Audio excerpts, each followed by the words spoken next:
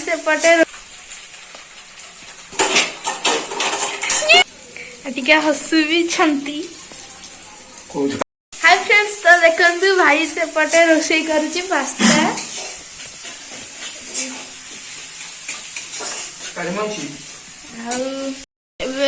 Pasta भाई मसला पूरा तैयार हो जाइए। एबे पास्ता पकाव सेपटे पास्ता धुआ है। भाई ता पाई बोधे अलगा मसला रखिबो। हाँ जा भाभी आमु से चाखी दउची। चाखिया पे इते आनीचु टाकेरा बाहर पड़ची मत टिके तू निजे ही करिचु। मु टिके भी हाथ धोई कि जाके चाखी दे खान भात खाइबे तो। Oh my God.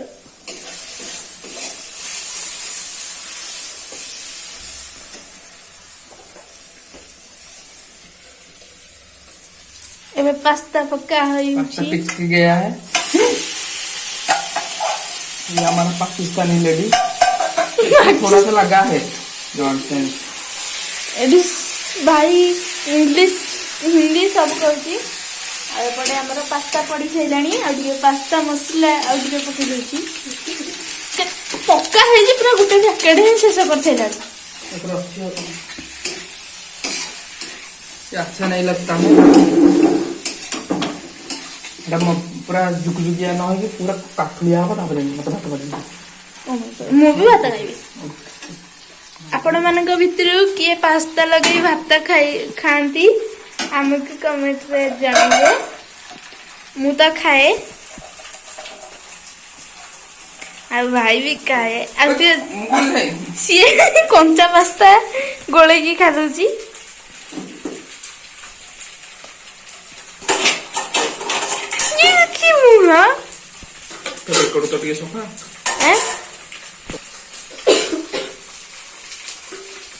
भाई पूरा खाइबारे व्यस्त भात खाइब। पास्ता पूरा रेडी हो हम मो पास्ता है गलानी लगी गलानी तले।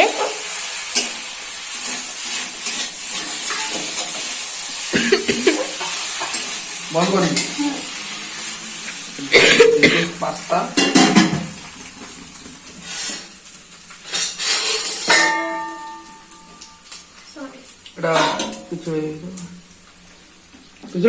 पिछोड़ी तम पास्ता एबे पूरा रेडी। हम एबे खाइबू। वाह बढ़िया लाଗୁଛି।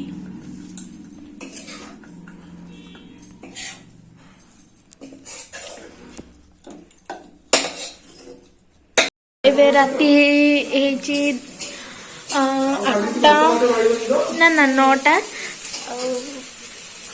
बाबा इटी आलू भाजी छंती।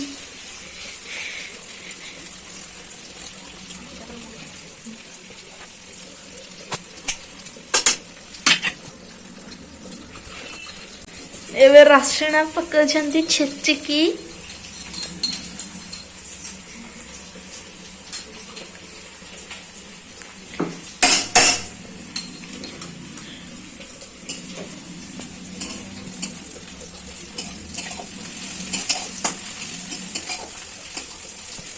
के भाजी छंती भाई पन के दिया करी ऊपर कम छंती अरे के भात बसती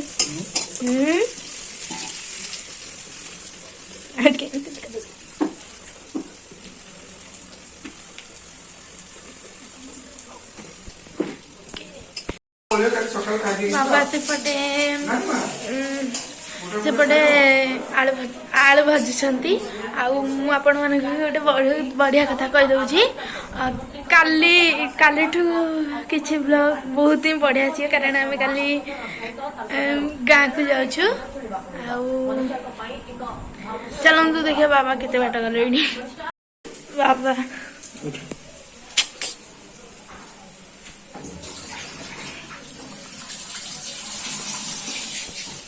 ପିଆଜ ଭଲ ଭାବରେ ଭାଜି ସାରିଛି।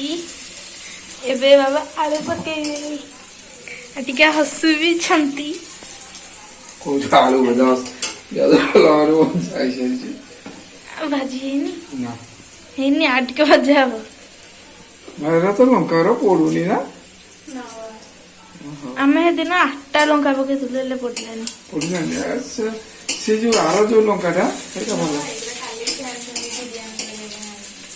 ବାବା କାଲି ଆମେ ସେଟା ଅଛି ସେ କହିଥିଲେ ଯୋଉ ଏବେ ବାବା ପକେଇଦେବେ ଆଳୁ।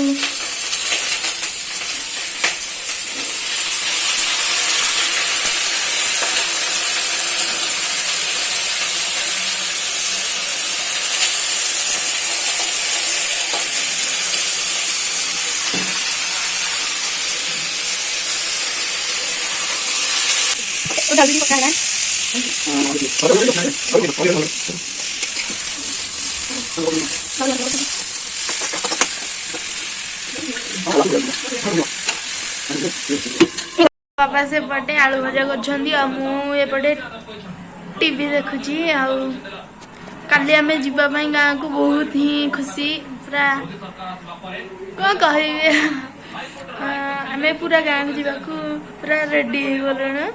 ଆଉ କାଲି କାଲି ମୁଁ ଆପଣମାନଙ୍କୁ ମୋ ଗାଁ ଭିଡ଼ିଓରେ ଦେଖେଇବି।